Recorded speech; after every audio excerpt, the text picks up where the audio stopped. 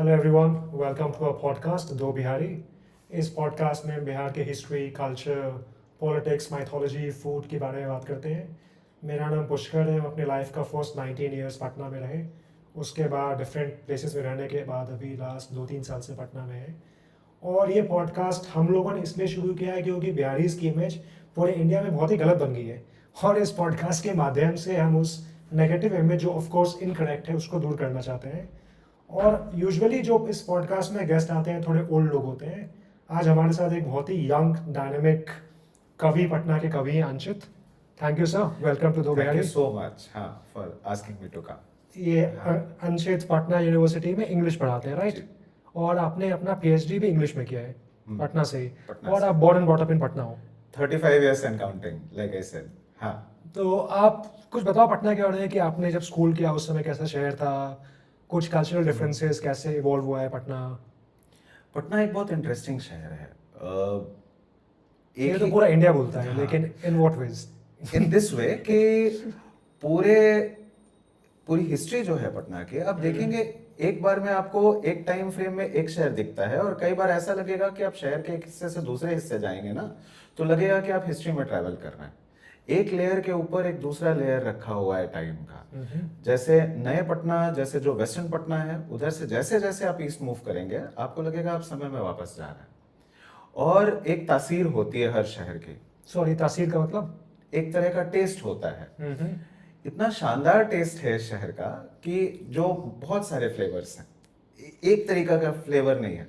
बिल्कुल अंग्रेजी बोलने वाले लोगों से खाटी भोजपुरी बोलने वाले लोग भी मिल जाएंगे। बिल्कुल फैंसी डाइनिंग एक्सपीरियंस से एकदम एक जो रूरल डाइनिंग एक्सपीरियंस होता है वो भी हो जाएगा। इतना सारा कल्चरल मिक्सिंग है, इतने तरह से कल्चर्स मिले हुए हैं यहाँ पे कि इतना शानदार एक कॉकटेल है पटना कि जिसको आप टेस्ट करते रहेंगे और हर सिप में एक नया फ्लेवर आता है। ये तो बहुत ही इंटरेस्टिंग थॉट है, बट क्यों आपको लगता है कि इतना मैसिव डाइवर्सिटी है पटना में? जगह जगह से लोग आके बसे हैं यहाँ पे, और सबको पटना ने अपनाया है। पटना किसी को रिजेक्ट नहीं करता है। हाँ, ये जनरल बिहारी कैरेक्टर भी है कि हम लोग खुशी खुशी खुली बाहों से सबको अपनाते हैं। तो पटना के साथ भी यही है कि पटना ने खुली बाहों से खुशी खुशी सबको अपनाया है, जहां से भी लोग आकर बसते हैं। अगर हिस्ट्री में पीछे जाएंगे तो ईरानी भी आए, अंग्रेज भी आए। अंग्रेज भी अलग अलग जगहों से आए, यूरोप से। ऑफ कोर्स वो लोग भी आए, अलग अलग तरह के धर्म आए, अलग अलग तरह का कल्चर आया।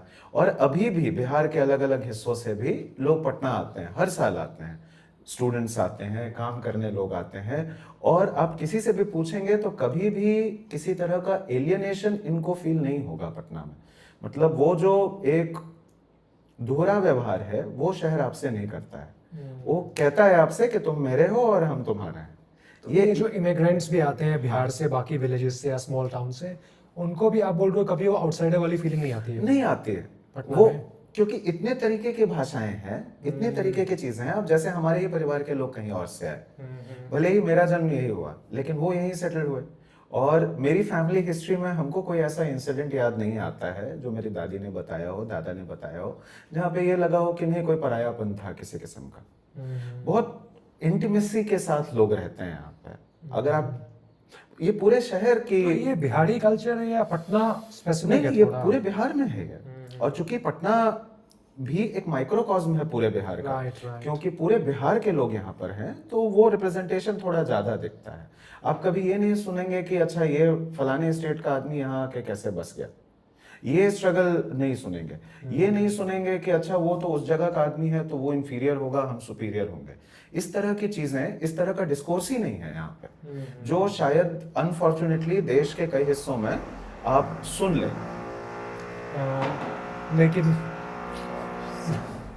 लेकिन ये भी इसका इस कारण ये भी हो सकता है शायद, हाँ, कि अभी बिहार में उतने इमिग्रेंट्स आए नहीं है जितने बाकी पार्ट ऑफ द कंट्री से हैं। नहीं ठीक है, वो आपकी बात सही है, लेकिन जैसे बैंगलोर फॉर एग्जांपल, अब यार इतने ज्यादा इमिग्रेंट्स आ गए हैं कि लोगों को थोड़ा डर भी लगता है कि हम अपना नेटिव कल्चर भूल जाएं। इस कारण से भी वो अब इसका उपाय क्या हो सकता है? नहीं, कोई उपाय नहीं है। नहीं, जैसे मान लीजिए अगर हम सोचें कि एक प्रोबेबल सॉल्यूशन क्या है, मतलब को एग्जिस्टेंस का मतलब क्या है, यहाँ जाना होगा। भारतीय परंपरा में भी अगर सोचें कि साथ में रहने का, क्योंकि हमारे यहाँ तो वसुधैव कुटुंबकम की बात है राइट और पूरी धरती एक है, तो अगर अपनी अपनी कल्चरल आइडेंटिटी के साथ को एग्जिस्टेंस के बारे में कोई फॉर्मूला बनाया जाए तो वो बेहतर है। तो मुझे ऐसा लगता है कि पटना में एक इस तरह का फॉर्मूला डेवलप हुआ है जहां मगही बोलने वाले लोग, अंगिका बोलने वाले लोग, जब आप डाइवर्सिटी की बात करते हैं जैसे इमिग्रेंट कल्चर में, तो ये कम डाइवर्स चीजें नहीं है, ये बिल्कुल अलग अलग डायलेक्ट्स हैं या भाषाएं हैं। अंगिका बोलने वाले लोग, मैथिली बोलने वाले लोग, मगही बोलने वाले लोग, तरह तरह के भोजपुरी बोलने वाले लोग, सब तो एक जगह रहते हैं और एक साथ रहते हैं और यूनाइटेड रहते हैं। और ये जो डिवाइड, सो कॉल्ड डिवाइड की जो बात होती है दुनिया भर में, सिर्फ इंडिया की बात क्यों करें, दुनिया भर में अभी इमिग्रेशन और रेफ्यूजी को लेके एक पूरा डिस्कोर्स चलता है। इस तरह का तो कुछ यहाँ डिस्कोर्स नहीं दिखता है। ये अभी कभी आपने नहीं सुना होगा कि मैथिल वालों ने मगही वालों के साथ भेदभाव किया, या मगही वालों ने इसका नॉट जस्टिफाइंग जो इमिग्रेशन के अगेंस्ट आउटक्राई या डिस्क्रिमिनेशन है, बट इसका मे भी एक रीजन हो सकता है कि हर बिहारी को लगता है कि पटना उसका है। अगर हमारे यहाँ फॉर एग्जाम्पल बहुत ज्यादा साउथ इंडियंस होते हैं, वेस्ट इंडियंस होते हैं, तो शायद हम देख सकते थे वो प्रोबेबली डिस्क्रिमिनेशन। आप जो बोल रहे हो कि मैथिल है या भोजपुरी है या व्हाटएवर अंगिका है तो वो बिहारी, राइट? प्रोबेबली, लेकिन ये तो है कि एक को एग्जिस्टेंस का फॉर्मूला है डिस्पाइट डाइवर्सिटी।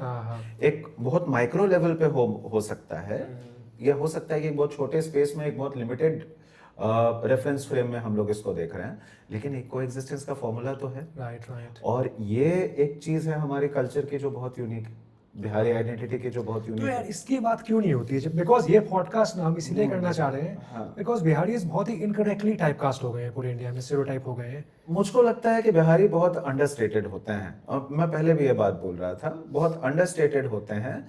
और एक हमारी पेस है पटना की, जैसे शहर की भी बात हम लोग कर रहे हैं, शहर की भी एक पेस है, और उस पेस से वो तारतम्य मिलाते हुए अपना वो चलते हैं।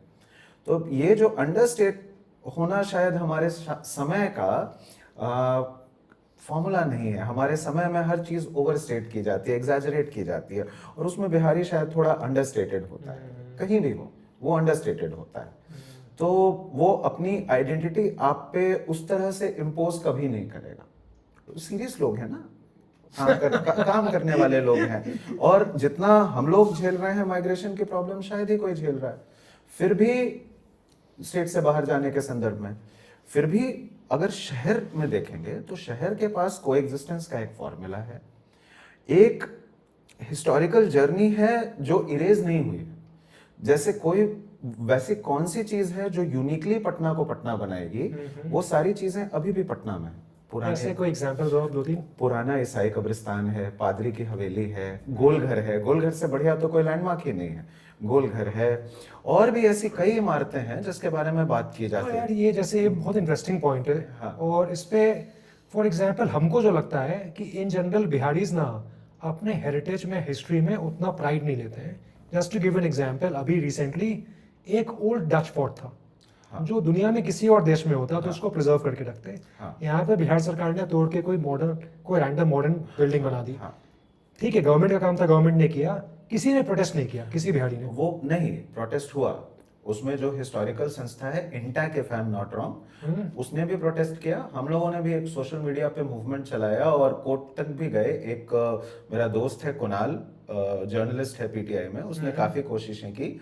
सेव हिस्टोरिक पटना कलेक्ट्रेट करके हमने वो मूवमेंट चलाया। और अगर मेरी जानकारी सही है तो वो 3-4 सालों 5 सालों तक वो मूवमेंट चला बकायदा। हम लोग उस प्रेमाइस तो पॉपुलर सपोर्ट थोड़ा मिला था इस मूवमेंट। बिल्कुल, स्टूडेंट्स थे, जर्नलिस्ट्स थे, इंटेलेक्चुअल्स थे, और हम लोग बकायदा प्लेकार्ड्स लेके उस प्रेमाइस में जाकर प्रोटेस्ट कर रहे थे कि, और सरकार से बार बार ये कह भी रहे थे कि कुछ चेंजेस कर दें आप, कोई हिस्सा उसका रहे, किसी तरह से उसको रेनोवेट करें। जैसे कलकत्ता में होता है, बंगालियों के पास रेस्टोरेशन और प्रिजर्वेशन दुनिया भर में, मुझको लगता है कम से कम भारत भर में तो वन ऑफ द बेस्ट है। राइट। हाँ, तो एक जो स्मृति बचाने की लड़ाई है, क्योंकि we are living in a world of forgetfulness, हर चीज भूले जा रहे हैं।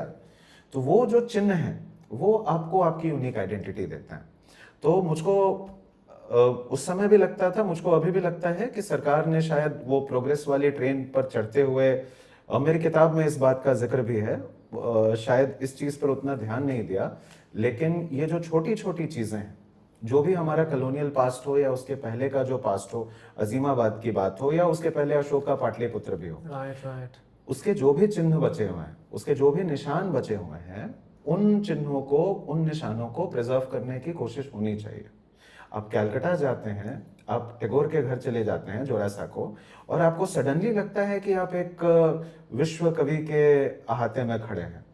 हमारे यहाँ भी इतने सारे लोग हैं, दिनकर हैं, रेणु हैं, अगर पुराने लोगों की बात करें, वहां से चलते हुए आलोक धनवा और अरुण कमल जैसे लोग भी हैं जो देश के सबसे बड़े कवियों में हैं। तो इनके घर को गवर्नमेंट ने म्यूजियम बनाया है दिनकर जी का गांव तो है। अब आप सिमरिया जाएंगे तो वहां देखेंगे बहुत अच्छी लाइब्रेरी बनी हुई है। ओके। हाँ, और उनके बड़े पुत्र थे अभी 1-2 साल पहले तक केदारनाथ सिंह जी, तो उनसे बातचीत होती थी, कई सारे प्लान्स थे। वहाँ दिनकर जी की एक बड़ी मूर्ति लगी हुई है, एक पुस्तकालय है। ओके। हाँ, तो दिनकर जी तो चलो अज्यूम करो कि बिहार के हाँ, मोस्ट पॉपुलर बेस्ट थे। हाँ, उनके अलावा बाकी लोगों के भी घर इन्होंने प्रिजर्व किए हैं गवर्नमेंट ने? कई जगहों पर है, लेकिन जितना होना चाहिए उस तरह से इस पर बात भी नहीं होती है और इस पर काम भी नहीं होता है। जैसे आप बगल में यूपी चले जाएंगे, प्रेमचंद के घर आप घूमने जाएंगे, आपको एक एक्सपीरियंस होगा। टैगोर की बात मैं कर चुका हूँ। तो ऐसे ये चिन्ह असल में इंपॉर्टेंट है, सिर्फ लिटरेचर में नहीं, सारे फील्ड्स में। ये छोटे छोटे चिन्ह इंपॉर्टेंट हैं क्योंकि आपकी लेगेसी इससे बनती है, और लेगेसी पूरे एक जनरेशन को कॉन्फिडेंस देने का काम करती है। मतलब आप पीछे देखेंगे, when you look back, what do you look at? You look at your legacy, अलग अलग फील्ड में। और हमारे यहाँ बड़े हिस्टोरियंस, बड़े साइंटिस्ट्स, बड़े राइटर्स, बड़े पॉलिटिशियंस, ये सारे। इसके अलावा एक रिच कॉलोनियल हिस्ट्री रही है, एक डच हिस्ट्री का भी छोटा सा पार्ट है यहाँ पे। एक पूरा अजीमाबाद है, और एक पूरे अजीमाबाद की एक पूरी परंपरा है। बड़े शायर हुए हैं यहाँ पे। अशोक के बारे में तो हम लोग बात करते ही हैं, पाटलिपुत्र तो में तो हाँ, बात होती वो तो है। हर कोई जानता है। हाँ, बट जैसे इतने फेमस, फॉर एग्जांपल जैसे आपने बोला आउटसाइड लिटरेचर भी, जैसे आर्यभट्ट पटना के बाहर थे, पटना के थे, पटना डिस्ट्रिक्ट के थे। उनका जो ऑब्जर्वेटरी है, आई थिंक अभी वो बहुत बुरी हालत में है। गवर्नमेंट ने उसको ऐसी बहुत मसौरी सारी- डिस्ट्रिक्ट में है, हाँ, आई थिंक उसका तरेगना या तारा गणना ऐसा कुछ उसका नाम है। तो तरेगना, हाँ, हाँ। तो उसको तो गवर्नमेंट ने ऐसे ही छोड़ रखा है, जो बहुत सरप्राइजिंग है कि ऐसी- पॉसिबली ऐसी- ग्रेटेस्ट ऐसी- मैथमेटिशियन। ऐसी कई सारी चीजें हैं। जैसे गवर्नमेंट का ये पुश भी है कि बिहारी आइडेंटिटी पे बात होनी Right, चाहिए, exactly. और सिर्फ गवर्नमेंट की रिस्पॉन्सिबिलिटी भी नहीं Totally है, agree. It's also a citizens responsibility, of course. ये भी है। मतलब दोनों तरफ से कोशिश करनी होगी। सबसे बड़ी बात है कि इसको लेके कॉन्शियस होना होगा कि we have an identity, and that identity comes from a very rich legacy, and that legacy is not a singular tradition of legacy. मतलब वो एक सिंगुलर ट्रेडिशन से नहीं आती है, वो लेगेसी जो आती है, वो लेगेसी एक बहुत मिक्स्ड कल्चर की लेगेसी, और वो mixing over time, over space, बहुत यूनिक तरीकों से हुई। राइट। हाँ। यार कोई भी एंशिएंट सिटी तो वैसा होता ही है ना, हाँ, जो भी बिल्कुल। 3-4 हजार साल पुराना हाँ, शहर है। बिल्कुल। जैसे बनारस के बारे में लोग इतनी बात करते हैं, तो इतनी वैरायटीज बताते हैं। Right. हम लोग कोई बनारस से बहुत नए नहीं हैं। हाँ, ठीक है, ये भी वो पटना ओल्ड ही हो बनारस से। अब ये तो हिस्टोरियंस बताएंगे, हाँ, right. लेकिन हम लोग भी पुरानी हिस्ट्री वाले लोग, राइट। और हमारा वो कल्चरल मार्कर्स जो रहे हैं थ्रू आउट टाइम, वो कल्चरल मार्कर्स हमारे आसपास फैले हुए हैं। आप ईसाई कब्रिस्तान जा सकते हैं अभी, ये बांकीपुर के पास कैथोलिक चर्च से थोड़ा आगे दाहिने साइड पे एक छोटा सा ईसाई कब्रिस्तान है, काफी छोटा सा। बीच में कुछ रेनोवेट भी हुआ, हालांकि उसकी जो विक्टोरियन ब्यूटी है, क्योंकि वो विक्टोरियन टाइम्स का है, 1870s 1880s की कब्रें हैं उसमें, और अब शायद वहां दफनी नहीं होती है कई सालों से, कई सालों से। तो रेस्टोरेशन तो उस तरह से नहीं हुआ, लेकिन वो छोटी सी जगह उतने व्यस्त और भीड़ भाड़ वाले इलाके में, आपको बहुत आश्चर्य होगा ये जान के कि उर्दू लिटरेचर का शॉर्ट स्टोरी मूवमेंट जब हो रहा था 70s में, तो बगल में ही वहीं पे सब्जी बाग में रहमानिया होटल है, जहां उर्दू के राइटर्स बैठा करते थे, और वहां से वो उस ईसाई कब्रिस्तान में आके बैठते थे। मतलब वो जगह इस चीज की गवाह है कि उर्दू में अफसाना मूवमेंट हुआ। वैसे ही बड़े पोएट्स, जैसे अमेरिका से गिन्सबर्ग आया, अरुण सिंह जी की एक किताब है पटना खोया हुआ शहर, हाँ, उस किताब में ऐसे बहुत सारे किस्से हैं। ट्रू। तो अब जब वो बड़ा कवि एलन गिन्सबर्ग अमेरिका से इंडिया आया तो पटना आके भी रहा। उसने गोलघर पे कविता लिखी है। ओके। हाँ, जो उसकी किताब है एक इंडियन जर्नल्स करके, उसमें वो कविता कब की बात संकलित हो है। गई है, वो किस साल आए होंगे? गिन्सबर्ग होंगे 50s या 60s में। ओके। हाँ, तो हमको लगता है अर्ली 60s में वो इंडिया में थे। तो उस समय के जो बड़े कवि थे, जो हिंदी के जो बड़े कवि थे, मैथिली के जो बड़े कवि थे, बांग्ला का एक बहुत रिच हेरिटेज है पटना का। Right right. तो बांग्ला के जो बड़े कवि थे, जैसे मलॉय रॉय चौधरी, समीर रॉय चौधरी, इन लोगों से वो मिला, इन लोगों के साथ रहा, इन लोगों के साथ बातचीत की, इन लोगों के साथ वो पटना घूमा। ये लोग तो पटना घूमते ही थे। अभी भी जो पुराने कवि हैं, जैसे आलोक जी से आप बात करेंगे, या अरुण कमल से बात करेंगे, या नॉवलिस्ट्स में सुलभ जी से आप बात करेंगे, तो ये लोग बताएंगे कि वो एक अलग तरह की दुनिया थी। बांग्ला के कवि हुआ करते थे विश्वजीत सेन, अब तो वो नहीं है। तो उनके तजुर्बे थे, वो कई वो भी पटना के थे? पटना के ही थे, कई सारे अनुभव सुनाते थे। तो जब आप जैसे ग्रो अप कर रहे थे, तो ऑफ कोर्स यार मुझे तो ऐसा पता नहीं था कि पटना की इतनी रिच हिस्ट्री है। आपको ये पता था, आपका शुरू से इंटरेस्ट था हिस्ट्री मेरा में? इंक्लिनेशन था। और जब हम लोग बीए में पढ़ते थे इंग्लिश लिटरेचर में, चूंकि उस समय हम लोग लिखना तो शुरू। आपने जस्ट टू कम बैक, आपने लिटरेचर कैसे सोचा पढ़ने? बिकॉज ये थोड़ा अनकन्वेंशनल करियर पाथ है, हाँ, राइट? बल्कि अगर अपने 10th के बैच के हिसाब से सोचूं तो शायद मेरे अलावा सिर्फ एक और लड़के ने लिटरेचर पढ़ी मेरी बिकॉज हमारे जनरेशन में तो वही था यार, डॉक्टर, या इंजीनियर। इंजीनियर। राइट। नहीं, एक तो ये था कि मैं काफी खराब स्टूडेंट था। हाँ, ये एक बात ये भी थी, क्योंकि मेरा मन नहीं लगता था। साइंस में मन लगता था, मैथ्स में मेरा बिल्कुल मन नहीं लगता था। मैथ्स के मेरे टीचर्स भी अच्छे नहीं मिले, ये भी हुआ। तीसरे, बहुत भीड़ थी उधर, बहुत ऑफ भीड़ कोर्स थी। हाँ, कंपटीशन तो इंटेंस था। और परिवार में एक पढ़ने लिखने का माहौल था लिटरेचर का। ओके। तो काफी मतलब एक्सपोजर टुवर्ड्स टेक्स्ट्स, कई तरह के टेक्स्ट, जैसे रशियन लिटरेचर का एक्सपोजर हो, बांग्ला लिटरेचर का एक्सपोजर हो, संस्कृत लिटरेचर का एक्सपोजर हो। चूंकि घर में कल्चर था, तो ये किताबें काफी पहले से मिली। ओके। तो जितना एमेच्योरली लिखा जा सकता है, वो तो मुझको लगता है कि वो स्टैंडर्ड 8-9 में ही शुरू हो गया था। फिर मैं गया बाहर, एक साल में दिल्ली यूनिवर्सिटी में मैंने हंसराज कॉलेज में पढ़ने की कोशिश की। मैं जियोलॉजी कोर्स में था। वो फर्स्ट टाइम आप बिहार से बाहर गए? बिहार से बाहर। तो वो कैसा एक्सपीरियंस था कि 17-18 साल बिहार हो, फिर एक साल दिल्ली जाओ? बड़ा मजेदार था एक्चुअली। और मतलब वेरी इंटरेस्टिंगली, नॉन बिहारी से ज्यादा बिहारीज से भेदभाव झेलना पड़ा। जैसे उनकी कुछ शिकायतें थी कि तुम अंग्रेजी बोलते हो, तो तुम बिहारी नहीं हो। ओके। ये क्या बिहारीज की शिकायत थी? हाँ, ये बिहारीज की शिकायत थी। हम्म। दूसरे ये था कि तुम्हारे एक्सेंट से पता नहीं चलता है, तुम अपना एक्सेंट हाइड करते हो, सो तुम मतलब you are ashamed of being a Bihari. और ये शिकायतें थी उनको। और तो ये सब जो आपके बाकी जो बिहारी स्टूडेंट्स थे, वो पटना वाले थे कि बाहर के? सारे जगहों से, पटना के भी थे, पटना के आसपास के भी लोग थे। तो पटना वालों को भी प्रॉब्लम थी? हाँ, दिक्कत थी, दिक्कत थी। हाँ, ये ऑनेस्टली मतलब मान लेना चाहिए, कैमरे के सामने भी मान लेना चाहिए कि दिक्कत थी। और मेरी उतनी बॉन्डिंग नहीं हो पाई कभी। लेकिन सिर्फ उनकी गलती नहीं है। मैं एक ऐसे कोर्स में था जिस कोर्स में मेरा मन नहीं लग रहा था। मैं एक ऐसे शहर में था जो इतना बड़ा था और इतना तेज था कि मेरा वो रेपो नहीं बन पाता था कभी। तो पुरानी दिल्ली पसंद थी मुझे। हर वीकेंड कम से कम एक चक्कर पुरानी दिल्ली का लगता था, क्योंकि वहाँ गालिब का घर था। तो और गालिब के उस घर में एक शेर लगा हुआ था, वो गुलजार ने रिनोवेट कराया उसको। वहाँ भी यही हालत है, देखिए हम लोग कहते हैं बिहार में लोग प्रिजर्व नहीं दिल्ली भी करते वैसा ही है। वहाँ हीटर की, लोकल हीटर्स की एक फैक्ट्री थी जो गालिब का घर था। गुलजार ने बाद में उसको रिनोवेट करवाया, तो और सरकार से कहा, और भारत सरकार से कहा, तो फिर उसका रिनोवेशन हुआ। और वो तस्वीर लगी हुई है वहां पे कि कैसे पहले यहाँ पे एक हीटर की फैक्ट्री चलती थी।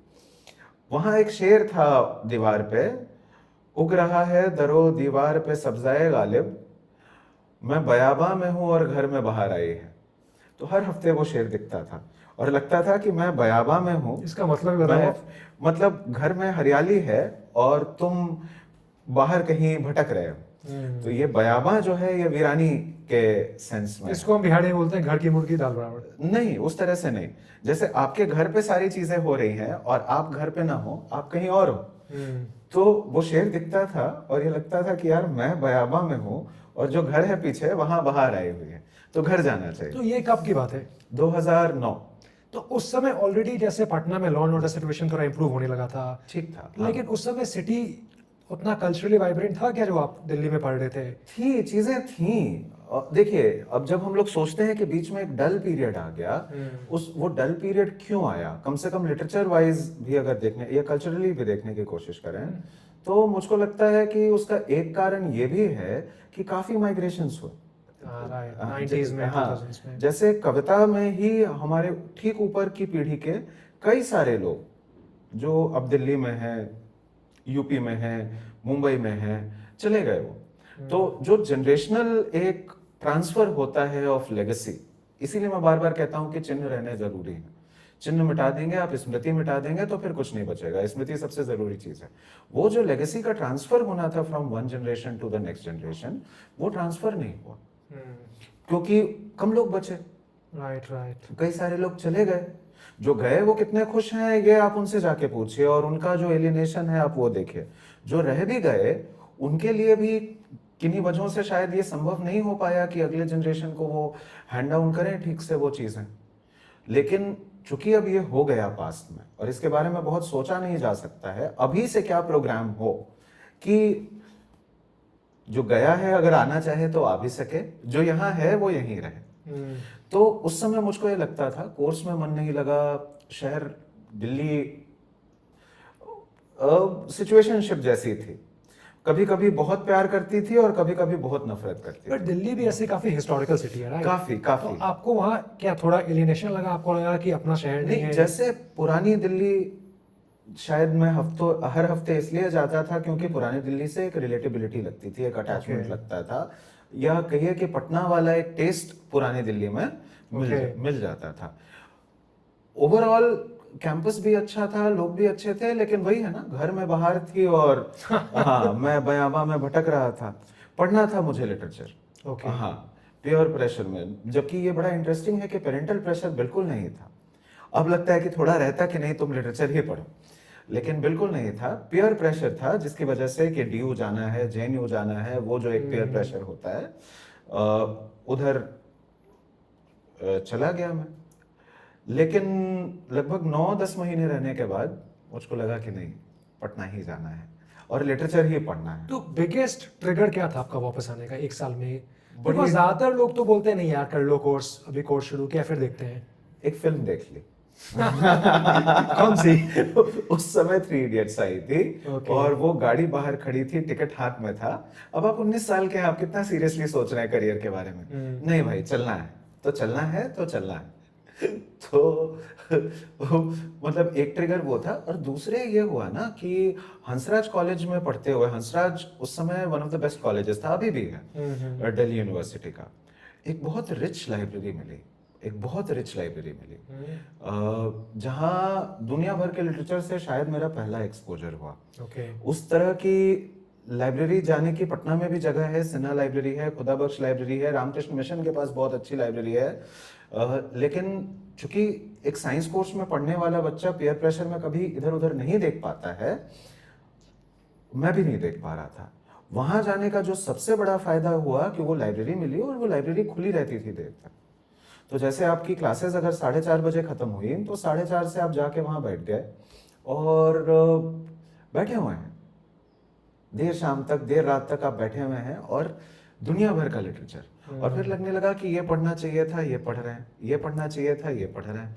तो अब ये जो कॉन्फ्लिक्ट था, अब इसमें जाहिर है कि अगर पेरेंटल सपोर्ट नहीं होता, माँ पिताजी सपोर्टिव नहीं होते, तो मैं भी वापस नहीं आता। हाँ, इसमें मेरी बहादुरी कम है और पेरेंट्स का क्रेडिट ज्यादा। हाँ, उनका क्रेडिट ज्यादा है। तो आपने फिर दिल्ली में क्यों नहीं किया अपना, जैसे अगर लिटरेचर ही करना था? मुझे घर आना था। उस समय मेरे दिमाग में ये बैठ गया कि घर जाना है और घर को डिस्कवर करना है, और उसी माइंडसेट के साथ फिर यहाँ पटना यूनिवर्सिटी में एडमिशन लिया। और मुझको लगता है कि वो मेरी लाइफ का one of the best decisions था। उस समय तो काफी रिग्रेट्स थे। ये कब की बात है? 2009 के एंड में, 2010 में मैं यहाँ आ गया। और आप फिर कितने साल पढ़े पटना यूनिवर्सिटी? अभी तक वहीं हूँ। मतलब पढ़ना और पढ़ाना दोनों हाँ, मिला के तो आपने अपना बैचलर्स किया, मास्टर्स किया, पीएचडी PhD किया। की। तो कैसा उस समय 2010 ऑनवर्ड्स कैसा था पटना यूनिवर्सिटी? बहुत अच्छे, कम से कम मेरे बिकॉज यूजुअली जो नैरेटिव है कि यार 60s 70s में बहुत अमेजिंग यूनिवर्सिटी था, 80s ऑनवर्ड्स मैसिव डिक्लाइन शुरू हो गया, ग्लोरी डेज तो वही था 60s देखिए 70s कोई का। एक रिडक्शन नहीं कर सकते। जनरल नैरेटिव लोग यही बोलते हैं। लेकिन और डिक्लाइन भी है, डेकेडेंस तो है, लेकिन होता क्या है ना कि एक कवि जो होता है उसको डेकेडेंस ज्यादा पसंद होता है। प्रोग्रेस वाली ट्रेन वो उतना बाई नहीं कर पाता है, Okay. उसको डेकेडेंस ज्यादा पसंद होता है, क्योंकि डिक्लाइन मतलब जैसे डेकेडेंस भी है तो उस डेकेडेंस के कुछ फायदे भी हैं, और साथ ही साथ ये भी है कि जैसे हम लोग कह देते हैं कि डिक्लाइन हो गया, लेकिन ये सच नहीं है। There are pockets where you have really brilliant people, really brilliant people.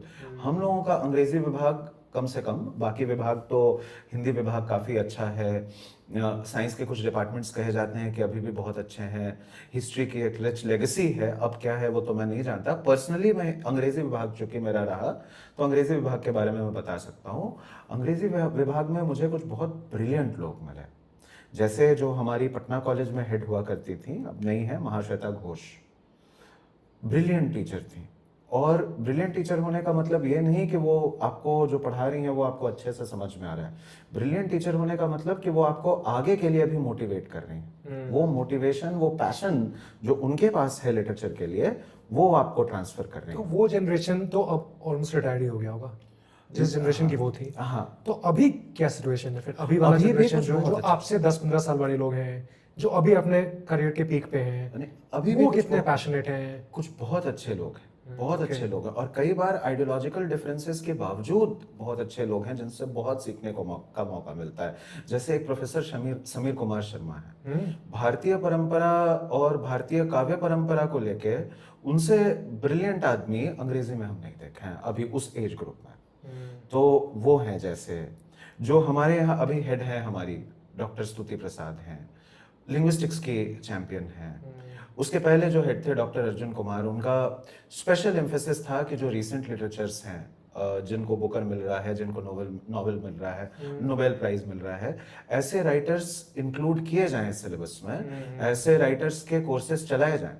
तो इस तरह की के थॉट प्रोसेस वाले लोग जो क्लास लेते हैं, contrary to the popular belief की क्लासेस नहीं होती हैं, जैसे पीजी डिपार्टमेंट में अभी भी 5 क्लासेस होती हैं रोज। तो हाँ, और जब हम पढ़ाई कर रहे थे जिस समय, डॉक्टर शंकर दत्त थे, बल्कि मैंने उनके साथ पीएचडी की, और जिस कवि पे मैंने पीएचडी की उस कवि की पहली जो किताब थी उसकी फोटोकॉपी उन्होंने ही मुझे दी थी, और बीए में ही दी थी, 2010 में ही दी थी। और उस समय मैंने सोच लिया था कि इस कवि पे काम करना, और यही कौन है ये कवि? आगा शाहिद अली, कश्मीरी कवि हैं। तो इन्होंने इतना आपको क्यों इंस्पायर किया? पीएचडी की आपने पीएचडी कर लिया। मेरे सुपरवाइजर जो रहे डॉक्टर दत्त, उन्होंने मुझे इतना इंस्पायर किया कि मुझे लगा कि नहीं, इस आदमी के साथ काम करना है, और इस कवि नहीं, बट कवि, ये पर्टिकुलर कवि क्यों? इस पर हम लोग घंटों बात कर सकते हैं। शाहिद में कई सारी चीजें हैं। Okay okay. एक तो वो है कि वो एक मिक्स्ड कल्चर से आता है जो बहुत रिलेटेबल है। उसके बारे में जिन्होंने उसकी किताब का, उसकी कलेक्टेड पोएम्स का जो फॉरवर्ड लिखा है, उन्होंने भी लिखा है कि शाहिद कम से कम 3 परंपराओं को जानता है। वो अंग्रेजी जानता है, वो हिंदी जानता है, उर्दू जानता है, और for lack of better rubric वो वेस्टर्न भी जानता है। तो उसको हिंदुस्तानी की बढ़िया समझ है। वो कश्मीर का है तो कश्मीर के का आइडिया है उसको अच्छे से। उसकी माँ उत्तर प्रदेश से आती हैं, तो उत्तर प्रदेश में जो ठुमरियाँ चलती हैं जिसमें राधा कृष्ण का विरह है, वो उसकी कविता में है। वो अमेरिका में पढ़ाता रहा काफी टाइम, तो अमेरिकन कल्चर और अमेरिकन पोइट्री को लेके उसके अंदर एक बहुत ही पक्की समझ है। गजलों को वो अंग्रेजी में लेके जाता है। तो ऐसी कई तरह की उसमें चीजें हैं, लेकिन जो सबसे बड़ी चीज है उसके पर्सनालिटी के भीतर जो डाइवर्सिटी है, वही कि आप एक सिप लेंगे तो आपको एक टेस्ट आएगा, आप अगला सिप लेंगे तो आपको एक और टेस्ट आएगा। तो ये इन जनरल जो पोएट्स कवि होते हैं या जो उस तरह के बेंट के लोग होते हैं, उनको डाइवर्सिटी बहुत पसंद आती है, एटलीस्ट इंस्पायरिंग लगती है उनको। ऐसा है, क्योंकि जो कवि होता है, कवि अंत में क्या करता है? कवि की पढ़ाई क्या है? डॉक्टर ह्यूमन बॉडी पढ़ता है, कवि ह्यूमन माइंड पढ़ता है, उसको या ह्यूमन नेचर पढ़ता है, अगर बेहतर तरीके से कहें तो। और ह्यूमन नेचर जो है 2000 साल की भी अगर सभ्यता माने हम, हालांकि उससे पुरानी है, लेकिन अगर 2000 साल भी देखें तो ह्यूमन नेचर इतना डिवर्स है, इतना कंसिस्टेंट है। कब आदमी कहाँ पलट जाएगा और क्या बात करेगा या कैसे चीजों को देखेगा, इसके बारे में आप कुछ पक्का नहीं कह सकते। राइट। तो एक कभी ना खत्म होने वाली एक जंग है वहां पर, ह्यूमन नेचर को समझना। बड़े कवि तो ये करते हैं, शेक्सपियर ये करता है। तो उस बड़ी जंग में एक छोटा सिपाही होना भी बहुत बड़ी बात है। तो आप उस स्ट्रगल में हैं कि ह्यूमन नेचर को समझना है, एक्सप्लोर करना है। तो अब अगर एक पक्षीयता होगी या एक रास्ता होगी कि एक ही तरह से सारी चीजें चलेंगी, तो हो सकता है कि वो उतना अपील ना करे।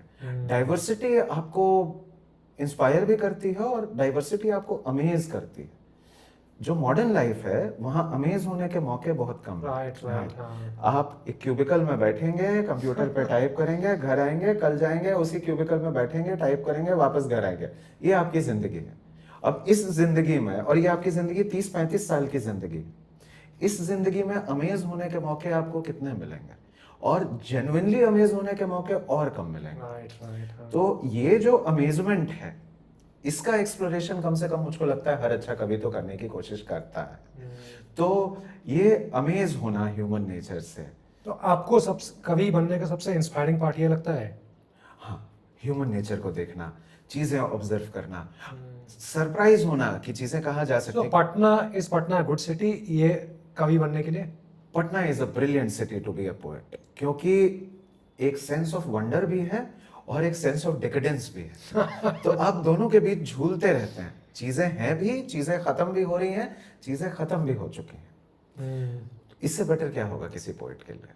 कोई ऐसी चीज जो आपको लग रहा है? जैसे एक कवि की कविता है, अरुण कमल की कविता है, उसका एक हिस्सा है, आप पटना बोल रहे हैं तो याद आ रहा है, यहाँ रोज कुछ बन रहा है, यहाँ रोज कुछ घट रहा है। उनके किसी संग्रह में यह कविता आती है, यही पटना है, रोज कुछ बन रहा है, रोज कुछ घट रहा है। तो आप एक स्मृति को भी पकड़ के चल रहे हैं और उसके पीछे पीछे उसको एक्सप्लोर कर रहे हैं, झूल रहे हैं दो पलड़ों पे। तो आप जैसे पटना में हो, पटना में पढ़ा रहे हो, आपको अभी सबसे फैसिनेटिंग पार्ट क्या लगता है सिटी का? क्या आपको इतना इंस्पायरिंग क्यों लगता है कि आप कहीं भी जा सकते हो? देखिए, एक तो घर हो गया, वो पार्ट छोड़ दो आपकी, आपका होम टाउन है। दो एस्पेक्ट्स हैं। एक मैं पढ़ाने के हिसाब से एक उदाहरण बताता हूँ, और एक फिर मैं बताता हूँ कि मेरी जनरल लाइफ में क्या होता है। इतनी बात होती है सब डिक्लाइन हो गया, सब खत्म हो गया, ऐसे हो गया, वैसे हो गया। आप क्लासरूम में पढ़ाने जाते हैं ना, क्लासरूम में पढ़ाने से ज्यादा हम्बलिंग एक्सपीरियंस कुछ नहीं होता है। आप सोच के जानते हैं कि आप तो जानते हैं अगला कहाँ से आया है, क्या आया है, अब तो सब स्टेट ऑफ डिक्लाइन है, ऐसे है, वैसे है, चीजें खत्म हो चुकी हैं, क्या है। एक बच्चा उठ के कोई एक ऐसी बात बोल देता है कि आपको लगता है आपने तो ऐसे नहीं देखा था। यही टेक्स्ट आप 6 साल से पढ़ा रहे हैं, यही टेक्स्ट आप 15 साल से पढ़ रहे हैं, इसी टेक्स्ट में आपने ये चीज तो नहीं देखी थी, ये नई चीज इसको कैसे दिख गई। आप हम्बल हो जाते हैं, आपको लगता है कि अच्छा नहीं, देखने के कई सारे पर्सपेक्टिव हैं, और हो सकता है कि जहां तक आप नहीं पहुंचे हैं यही बच्चे पहुंच जाते हैं। तो हर बैच में अगर ऐसे 5-10 बच्चे भी मिल जाते हैं तो ये ट्रांसलेट होता है पटना के एक्सपीरियंस में। आप सड़क पे चलें, जैसे पटना अशोक राजपथ नहीं है, पटना बेली रोड नहीं है, ये भी है जगह पटना, हाँ ऑफ कोर्स, लेकिन पटना की जो असल तासीर है, उसका जो कैरेक्टर है पटना का, उसकी जो तहजीब है, उसको समझना है तो आपको छोटी छोटी गलियों में जाना होगा। मंदिरी की छोटी गलियां, चकारम की छोटी गलियां, बाकरगंज की छोटी गलियां, पटना सिटी की छोटी गलियां, अजीमाबाद की छोटी गलियां, गाय घाट की छोटी गलियां, कहाँ कहाँ लोग रहते हैं, राइट, और किस किस तरह से लोग रहते हैं, और किस खुशी के साथ और किस उल्लास के साथ लोग रहते हैं। हम बोल रहे हैं और ये गूज़बम्स आ रहे हैं। मतलब वो आपको अमेज करता है। इतनी सारी कहानियां हैं, इतनी सारी कहानियां हैं। पहले एक शहर तो न पा जाए तो आदमी दूसरे शहर के बारे में सोचे, एक शहर ही नहीं न पाता है। अभी आप कोई बुक लिख रहे हो पटना पे? हाँ, एक किताब तो है, एक उपन्यासिका कहना चाहिए, नॉवेला है, शॉर्ट नॉवेल। हाँ, शॉर्ट नॉवेल है। उसमें उस पूरी किताब में कहीं पटना शब्द नहीं आता है। ओके। लेकिन हर आदमी जो वो किताब पढ़ेगा, समर्पित वो किताब पटना को ही है, हर आदमी जो वो किताब पढ़ेगा उसको लगेगा कि ये पटना के बारे में कोई नॉन बिहारी अगर पढ़ेगा वो रिलेट कर पाएगा कुछ, या उसके लिए पटना में आपको रहना पड़ेगा टू रियलाइज? नहीं, हमको लगता है कि करना चाहिए। करना चाहिए, करना चाहिए। हाँ, क्योंकि कुछ चीजें हैं, कुछ हिंट्स हैं इधर उधर, कुछ चीजें छोड़ी हुई हैं। बेसिकली एक बदलते हुए शहर में कैसे लोग बड़े होते हैं, किताब उसके बारे में है। तो ये आपकी लाइफ से भी इंस्पायर्ड है थोड़ा, कि आपने जो पटना दिखा है, हाँ, पर्सनल मैंने एक्सपीरियंसेस। अपने कुछ दोस्तों को जैसे देखा है, ओके। ये उन दोस्तों के बारे में है।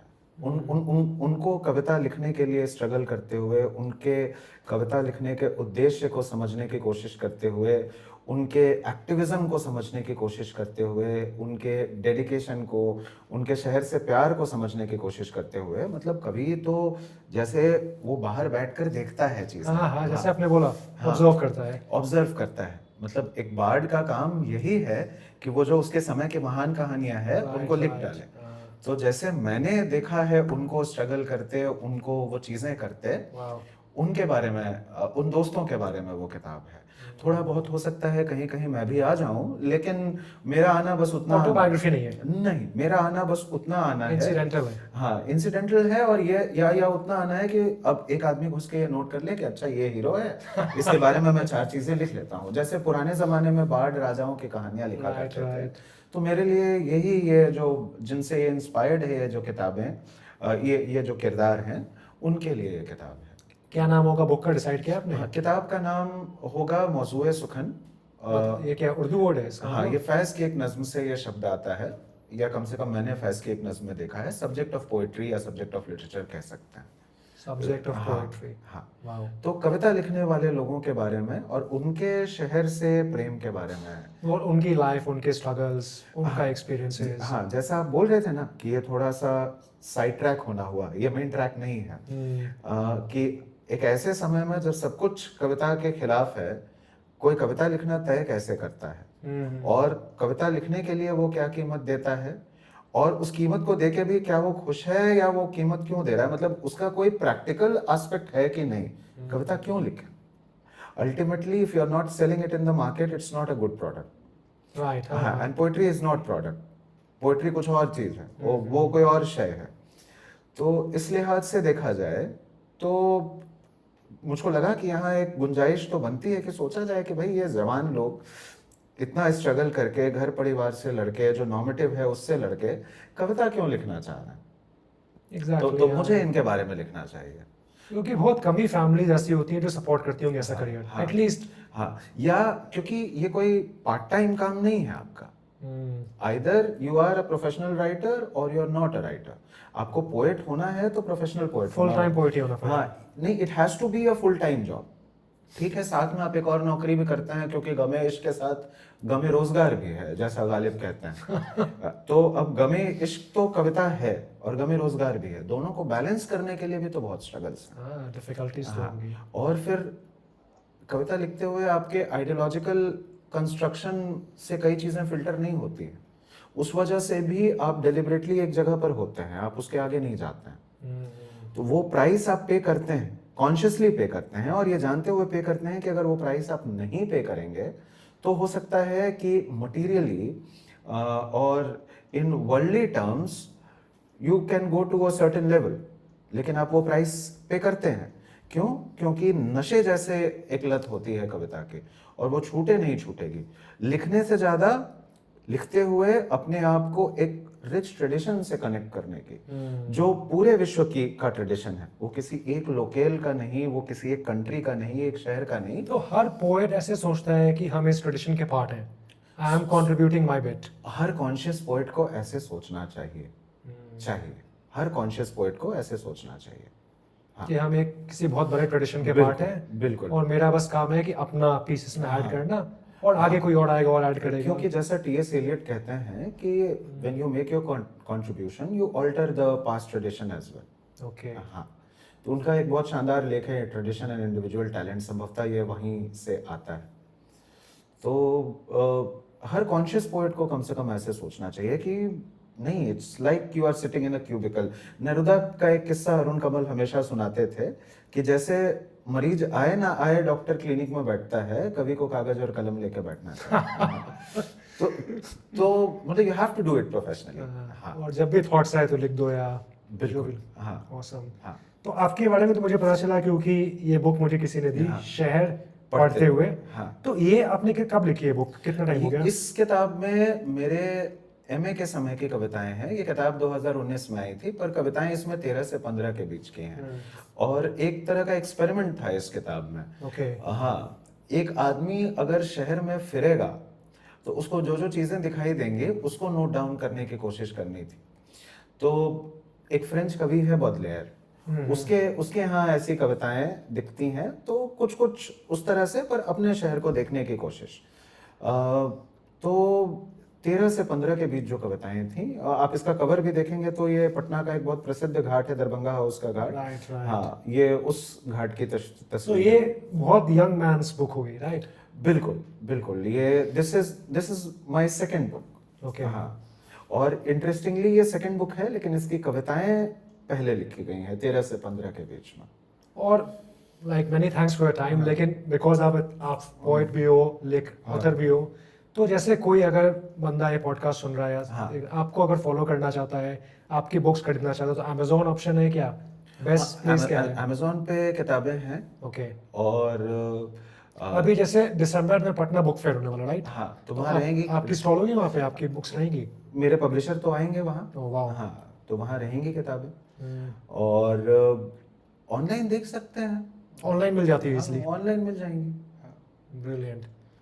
Thank you sir, thank you for your time. Thank you so much for inviting me here. My pleasure. हाँ। Thanks everyone for watching. अगर आपको ये एपिसोड अच्छा लगा तो प्लीज़ लाइक करें, सब्सक्राइब करें, अपने दोस्तों से शेयर करें। और अगर आपने अंशित की कोई भी कविता पढ़ी है या कोई भी बुक पढ़ा है तो प्लीज़ कमेंट में लिखें कि आपको कैसे लगते हैं। अगर आप कोई सजेशन देना चाहते हो कि हम किसी और कवि को फ्यूचर में बुलाएं या कुछ भी ऐसे वाले पॉडकास्ट इंप्रूवमेंट के बारे में, तो प्लीज़ कमेंट में लिखें। Thank you, bye.